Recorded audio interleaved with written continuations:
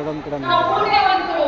ಈ ಒಂದು ಪುಣ್ಯ ನೆಲದಲ್ಲಿ ಹುಟ್ಟಿ ನಾವು ಬಹಳಷ್ಟು ನಮ್ಮ ಜೀವನ ಪಾವನವಾಯಿತು ಅಂತ ಹೇಳಲಿಕ್ಕೆ ನಾನು ಬಯಸ್ತೇನೆ. ನೋಡಿ, ಮಾನ್ಯ ಮುಖ್ಯಮಂತ್ರಿಗಳಂತ ಸಿದ್ದರಾಮಯ್ಯ ಸಾಹೇಬರು ಭಾಷಣವನ್ನ ಮಾಡುವಂತ ಸಂದರ್ಭದಲ್ಲಿ ಒಂದು ಮಾತನ್ನ ಹೇಳಿದ್ರು. ಈ ಮಠ ಮುಂಚೆಯಿಂದಲೂ ಕೂಡ ಶಿಕ್ಷಣಕ್ಕೆ ಬಹಳಷ್ಟು ಆದ್ಯತೆಯನ್ನು ಕೊಟ್ಟಿತ್ತು ಅಂತ ಮಾನ್ಯ ಮುಖ್ಯಮಂತ್ರಿಗಳು ಹೇಳಿದ್ರು. ಆ ಮಾತನ್ನ ಕೇಳಿಸಿದ್ರೆ ನನಗೆ ಇನ್ನೂ ಬಹಳಷ್ಟು ಅಭಿಮಾನ ಅನಿಸ್ತು, ಹೆಮ್ಮೆ ಅನಿಸ್ತು. ಯಾಕಂತಂದ್ರೆ ಈ ಮಠ ಸರ್ಕಾರದ ಯಾವುದೇ ರೀತಿಯ ಸವಲತ್ತುಗಳು ಇಲ್ಲದೆ ಕೂಡ ಸಾಮಾಜಿಕ ಕಾಳಜಿ, ಸಾಮಾಜಿಕ ಭದ್ರತೆಯನ್ನು ಇಟ್ಟುಕೊಂಡು ನೂರಾರು ವರ್ಷ, ಸಾವಿರಾರು ವರ್ಷ ಸಮಾಜದಲ್ಲಿರುವಂತಹ ಅತ್ಯಂತ ಹಿಂದುಳಿದ ವರ್ಗದ ಮಕ್ಕಳಿಗೆ, ರೈತರ ಮಕ್ಕಳಿಗೆ ಯಾವುದೇ ಜಾತಿ, ಯಾವುದೇ ಭಾಷೆ ಅಲ್ಲದೆ ಯಾವುದೇ ಒಂದು ಬೌಂಡ್ರೀಸ್ ಇದ್ರೆ ಅನ್ನ ದಾಸೋಹ, ಅಕ್ಷರ ದಾಸೋಹ, ಸಂಸ್ಕೃತಿ ದಾಸೋಹ ಮಾಡ್ತಾ ಇವೆ ಅಂತಂದ್ರೆ ಎಷ್ಟೊಂದು ಹೆಮ್ಮೆ ಅನಿಸ್ಬೇಕು ನಮಗೆ. ನೋಡಿ, ನಾನು ಇಲ್ಲಿ ಕೂತ್ಕೊಂಡಾಗ ಕೇಳಿದೆ, ಯಾವ್ಯಾವ ಊರಿಂದ ಬಂದಿದ್ದಾರೆ ಮಕ್ಕಳಿಗೆ ವಿದ್ಯಾಭ್ಯಾಸವನ್ನ ಕಲೀಲಿಕ್ಕೆ ಅಂದಾಗ ಆ ಒಂದು ಭಜನೆಯನ್ನ ಮಾಡುವಂತ ಮಕ್ಕಳನ್ನ ಕರೆದು ಕೇಳ್ತಾ ಇದ್ರೆ ನನಗೆ ರೋಮಾಂಚನ ಆಯ್ತು. ಒಬ್ರು ಬೀದರ್ ಅಂದ್ರು, ಒಬ್ರು ಮಂಡ್ಯ ಅಂದ್ರು, ಒಬ್ರು ಗದಗ ಅಂದ್ರು, ಒಬ್ರು ಹಾವೇರಿ ಅಂದ್ರು, ಒಬ್ರು ಸಾಂಸ್ಕೃತಿಕವಾಗಿರ್ಬೋದು, ರೈತರನ್ನ, ರೈತ ಮಹಿಳೆಯರನ್ನ ಪ್ರೋತ್ಸಾಹಿಸುವುದಾಗಿರ್ಬೋದು, ಶೈಕ್ಷಣಿಕ ಆಗಿರ್ಬೋದು, ಹಳ್ಳಿಯ ಸೊಗಡನ್ನ ಇನ್ನೂ ನೆನಪಿಸುವಂತ ಮತ್ತು ನಮ್ಮ ಸಂಸ್ಕೃತಿಯನ್ನ ನಮ್ಮ ಮುಂದಿನ ಪೀಳಿಗೆ ನೋಡಬೇಕು, ಆ ಸಂಸ್ಕೃತಿ ಉಳಿಬೇಕು, ಬೆಳೆಸಬೇಕು ಅನ್ನುವಂಥ ನಿಟ್ಟಿನಲ್ಲಿ ಅನೇಕ ಕಾರ್ಯಕ್ರಮಗಳನ್ನ ಸುಮಾರು 6 ದಿನ ಇವರು ಪ್ರಸ್ತುತಪಡಿಸ್ತಾ ಇದ್ದಾರೆ.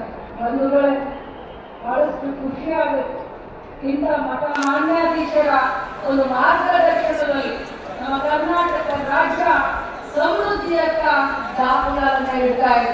ಮಹಿಳೆಯರ ಬಗ್ಗೆ ವಿಶೇಷವಾಗಿ ಇವತ್ತು ಒಂದು ಚಿಂತನಾಗೋಷ್ಠಿ ಇದೆ. ಮಹಿಳೆ ಕೃಷಿ ವಲಯದಲ್ಲಿ ಮಹಿಳೆಯ ಚಟುವಟಿಕೆ ಅಂತ ಹೇಳಿ ಇವತ್ತು ಯಾವುದೇ ವಲಯ ತಗೊಳ್ಳಿ, ಅದರಲ್ಲಿ ಮಹಿಳೆ ಮುಂಚೂಣಿಯಲ್ಲಿ ಇವತ್ತು ಕೆಲಸ ಮಾಡ್ತಾ ಇದ್ದಾರೆ. ವಿಶೇಷವಾಗಿ ಹೇಳಬೇಕು ಅಂತಂದ್ರೆ ನಮ್ಮ ಮಹಿಳೆಯರು ಗ್ರಾಮೀಣ ಭಾಗದಲ್ಲಿ 80% ಮಹಿಳೆಯರು ಕೃಷಿ ಚಟುವಟಿಕೆಯಲ್ಲಿ ತಮ್ಮನ್ನ ತೊಡಗಿಸಿಕೊಂಡಿದ್ದಾರೆ ಅಂತ ಬಹಳಷ್ಟು ಹೆಮ್ಮೆಯಿಂದ ಹೇಳಲಿಕ್ಕೆ ನಾನು ಬಯಸ್ತೇನೆ. ಯಾವುದೇ ಮಹಿಳೆಯ ಹೆಸರಿನಿಂದ ಯಾವುದೇ ಹೊಲಗದ್ದೆ ಇರೋದಿಲ್ಲ. ಯಾರಾದ್ರೂ ಮಹಿಳೆ ಹೆಸರಿನಲ್ಲಿ, ಮಗಳ ಹೆಸರಿನಲ್ಲಿ, ಹೆಂಡತಿ ಹೆಸರಿನಲ್ಲಿ ಹೊಲಗದ್ದೆಯನ್ನು ಬರೆದುಕೊಟ್ಟಿರ್ತೀರಾ? ಇರೋದಿಲ್ಲ. ಆದ್ರೆ ಆ ಹೊಲಗದ್ದೆ, ಆ ಭೂಮಿ ತಾಯಿ ನಂದು ಅನ್ನುವಂತ ಅಭಿಮಾನದಿಂದ ಮಹಿಳೆ ಅದರಲ್ಲಿ ಕೆಲಸ ಮಾಡ್ತಾರೆ. ಕುಟುಂಬವನ್ನ ನಿರ್ವಹಣೆ ಮಾಡುವಂತ ಎಲ್ಲ ಸಹಕಾರವನ್ನ, ಎಲ್ಲ ಪಾಲುದಾರಿಕೆಯನ್ನ ಕೂಡ ಮಾಡ್ತಾ ಇರ್ತಾರೆ. ಇವತ್ತು ನಾವು ಮಹಿಳಾ ಕೃಷಿಕರನ್ನ ಸನ್ಮಾನ ಮಾಡಿದ್ವಿ ಮತ್ತು ಅವರಿಗೆ ಪ್ರೋತ್ಸಾಹ ನೀಡುವಂತ ಕೆಲಸವನ್ನ ಕೂಡ ಮಠದಿಂದ ನಾವು ಮಾಡಿದ್ವಿ. ಬಹಳಷ್ಟು ಸಂತೋಷದಿಂದ ಈ ಒಂದು ಕಾರ್ಯಕ್ರಮದಲ್ಲಿ ಬೆಳಗ್ಗೆಯಿಂದ ರಾತ್ರಿವರೆಗೆ ಅಕ್ಷರ ದಾಸೋಹ ಅಂತ ಕೇಳಿದಾಗ ಇಲ್ಲ, ಜಾತಿ 24 ಗಂಟೆ ನಡೆಯುತ್ತೆ ಮಠದಲ್ಲಿ ಅಂತ ಅನ್ನುವಂತ ಮಾತನ್ನು ಹೇಳಿದಾಗ ನಿಜವಾಗ್ಲೂ ಬಹಳಷ್ಟು ಹೆಮ್ಮೆ ಅನ್ಸುತ್ತೆ.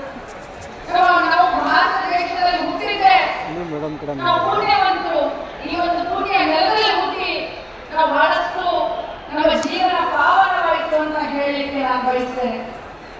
ನೋಡಿ, ಮಾನ್ಯ ಮುಖ್ಯಮಂತ್ರಿಗಳಂತ ಸಿದ್ದರಾಮಯ್ಯ ಸಾಹೇಬರು ಭಾಷಣವನ್ನ ಮಾಡುವಂತ ಸಂದರ್ಭದಲ್ಲಿ ಒಂದು ಮಾತನ್ನ ಹೇಳಿದ್ರು.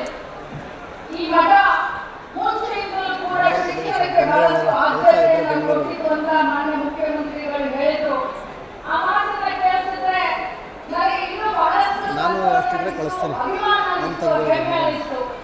ಯಾಕಂತಂದ್ರೆ ಈ ಮಠ ಸರ್ಕಾರದ ಯಾವುದೇ ರೀತಿಯ ಸವಲತ್ತುಗಳು ಇಲ್ಲದೆ ಕೂಡ ಸಾಮಾಜಿಕ ಕಾಳಜಿ, ಸಾಮಾಜಿಕ ಭದ್ರತೆಯನ್ನು ಇಟ್ಟುಕೊಂಡು ನೂರಾರು ವರ್ಷ, ಸಾವಿರಾರು ವರ್ಷ ಸಮಾಜದಲ್ಲಿರುವಂತಹ ಅತ್ಯಂತ ಹಿಂದುಳಿದ ವರ್ಗದ ಮಕ್ಕಳಿಗೆ, ರೈತರ ಮಕ್ಕಳಿಗೆ ಯಾವುದೇ ಜಾತಿ, ಯಾವುದೇ ಭಾಷೆ ಅಲ್ಲದೆ ಯಾವುದೇ ಒಂದು ಬೌಂಡ್ರೀಸ್ ಇದ್ರೆ ಅನ್ನ ದಾಸೋಹ, ಅಕ್ಷರ ದಾಸೋಹ, ಸಂಸ್ಕೃತಿ ದಾಸೋಹ ಮಾಡ್ತಾ ಇವೆ ಅಂತಂದ್ರೆ ಎಷ್ಟೊಂದು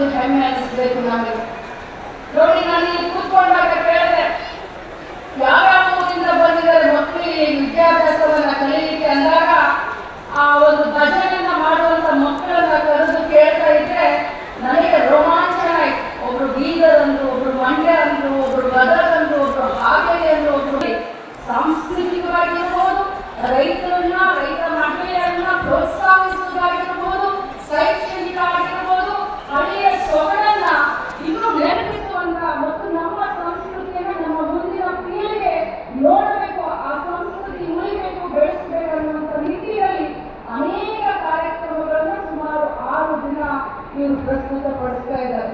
ಬಂಧುಗಳೇ, ಬಹಳಷ್ಟು ಖುಷಿ ಆಗುತ್ತೆ.